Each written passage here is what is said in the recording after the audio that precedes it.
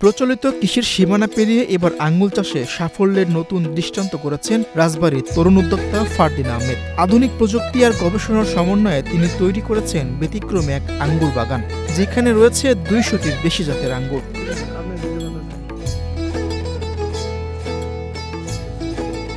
এক সময় যিনি ছিলেন একজন রোবোটিক্স ইঞ্জিনিয়ারিং শিক্ষার্থী ও কোচিং সেন্টারের উদ্যোক্তা, কিন্তু ২০২০ সালের করোনা মহামারী বদলে দেয় তার জীবনধারা। কোচিং সেন্টার বন্ধ হয়ে গেলে ফিরে আসেন গ্রামের বাড়িতে। সেখানে শখের বশে লাগানো একটি আঙ্গুর গাছই হয়ে ওঠে তার নতুন স্বপ্নের সূচনা। যখন করোনা লকডাউনে আমি বাড়িতে চলে আসি, আমার নিজের একটা রোবোটিক্স প্রশিক্ষণ সেন্টার ছিল। তো ওই টাইমটা সরকার ওই রোবোটিক্স ট্রেনিং বা সমস্ত ধরনের ট্রেনিং সেন্টার বা কোচিং সেন্টারগুলো বন্ধ করে দিল। তো ওই সময়টাতে আমি বাড়ি চলে আসি।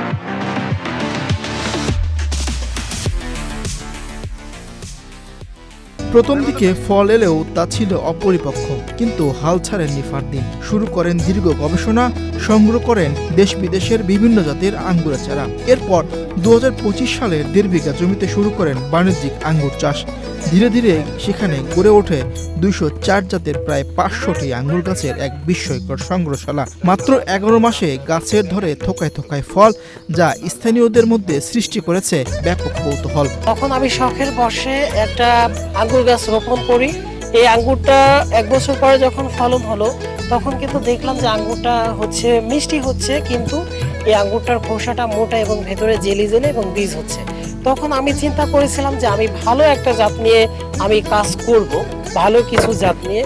তো সেই উদ্দেশ্যে আমি ২০২৫ সালে এখানে প্রজেক্ট শুরু করি। এই প্রজেক্টে আমি বাংলাদেশের বিভিন্ন ইম্পোর্টার যারা বাইরে থেকে বিভিন্ন জাতের আঙ্গুর আনেন, আমি তাদের মাধ্যমে জাতগুলো কালেক্ট করি এবং কিছু জাত আছে যেগুলো আমার স্থানীয় বাংলাদেশে যে ভালো কিছু বাগানি আছে তাদের মাধ্যমে কালেক্ট করি।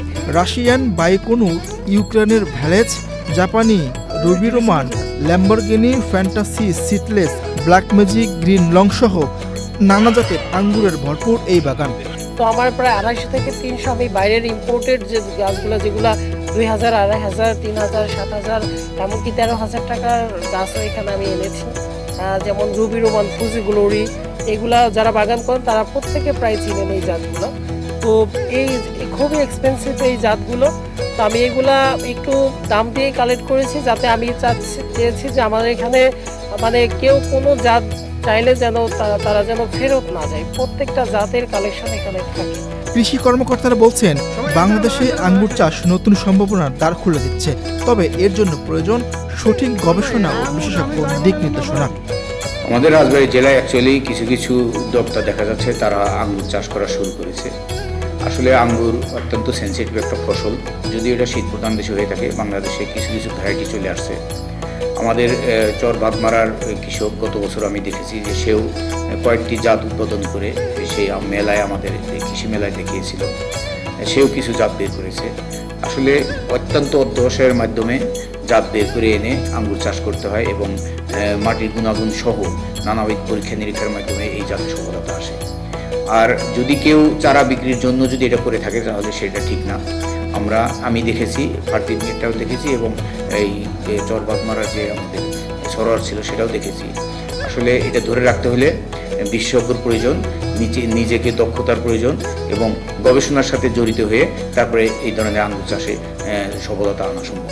প্রচলিত কৃষিকে পেছনে ফেলে নতুন সম্ভাবনার গল্প লিখছেন ফারদিন আহমেদ। তার এই উদ্যোগ শুধু একটি বাগান নয়, এটি বাংলাদেশের কৃষিতে নতুন যুগের ইঙ্গিত।